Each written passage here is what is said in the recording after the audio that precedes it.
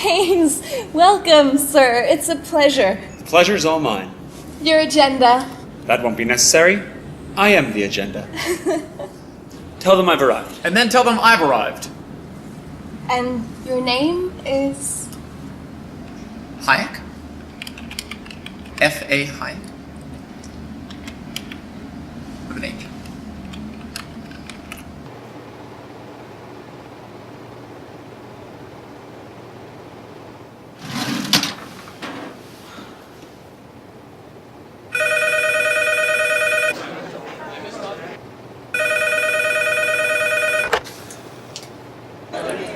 Freddie. Yep. Keynes, Hey, listen, party at the Fed. Already? 20 minutes. Lobby. John Maynard Keynes. F.A. Hayek. Yeah, we're opposed. We oppose each other philosophically. In the same studio. We've been going back and forth for a century. I want to steer markets. I want them set free. There's a boom and bust cycle and good reason to fear it. Play low interest rates. No, it's the animal spirits. John Maynard Keynes wrote the book on modern macro. The man you need when the economy's off track. Depression, recession, now your question's in session. Have a seat and I'll school you in one simple lesson. Boom, 1929, the big crash. We didn't bounce back, economy's in the trash. Persistent unemployment, the result of sticky wages. Waiting for recovery? That's outrageous. I had a real plan, any fool can understand. The advice real simple, boost aggregate demand. C-I-G altogether gets to Y. Keep that total growing, watch the economy fly. We've been going back and forth for a century. I want to steer markets. I want them set free. There's a boom and bust cycle and good reason to fear it. Play low interest rates. No, it's the animal spirit. You see, it's all about spending. Hear the register cha-ching.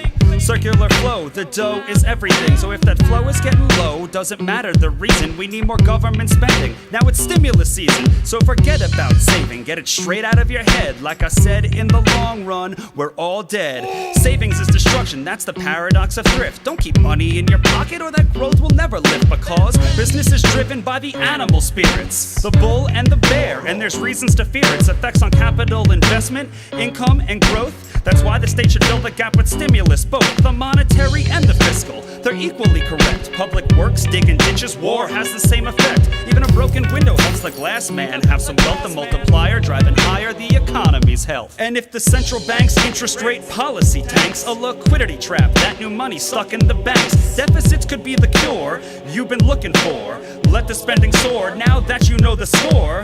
My general theories made quite an impression. Revolution. I transformed the econ profession. You know me, modesty, still I'm taking a bow. So say it loud and say it proud, we're all Keynesians now. We've been going back and forth for a century. I want to steer markets. I want them set free. There's a boom and bust cycle and good reason to fear it. I've made my case, Freddie H. Listen up, can you hear it? I'll begin in broad strokes, just like my friend Keynes. His theory conceals the mechanics to change. That simple equation, too much aggregation, ignores human action and motivation. Yet it continues as a justification for bailouts, payoffs by poles with machinations. You provide them with cover to sell us a free lunch. Then all that we're left with is debt and a bunch. If you're living high on that cheap credit hog, don't look for a cure from the hair of the dog.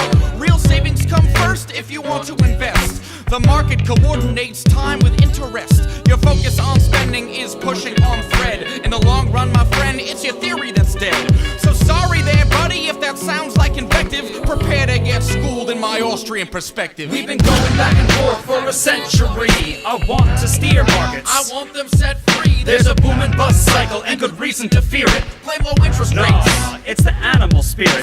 The place you should study isn't the bust, it's the boom that should make you feel leery. That's the thrust of my theory. The capital structure is key. Malinvestments wreck the economy. The boom gets started with an expansion of credit.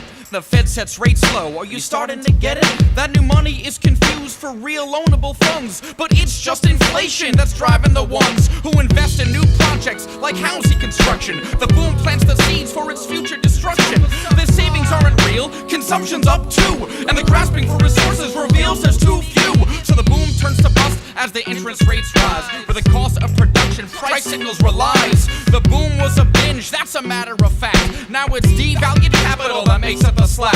Whether it's the late 20s or 2005, booming bad investments seems like they'd thrive. You must save to invest. Don't use the printing press, or a bus will surely follow, an economy depressed. Your so-called stimulus will make things worse. Just more of the same, more incentives perverse. And that credit crunch ain't a liquidity trap, just a broke banking system. I'm done, that's a wrap. We've been going back and forth for a century. I want to steer markets. I want them set free. There's a boom and bust cycle and good reason to fear it. Play low interest rates. No, it's the animal spirit.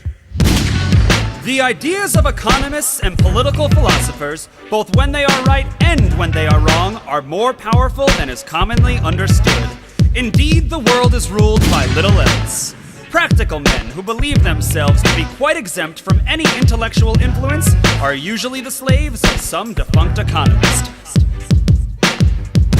The curious task of economics is to demonstrate to men how little they really know about what they imagine they can design. They've been going back and forth for a century.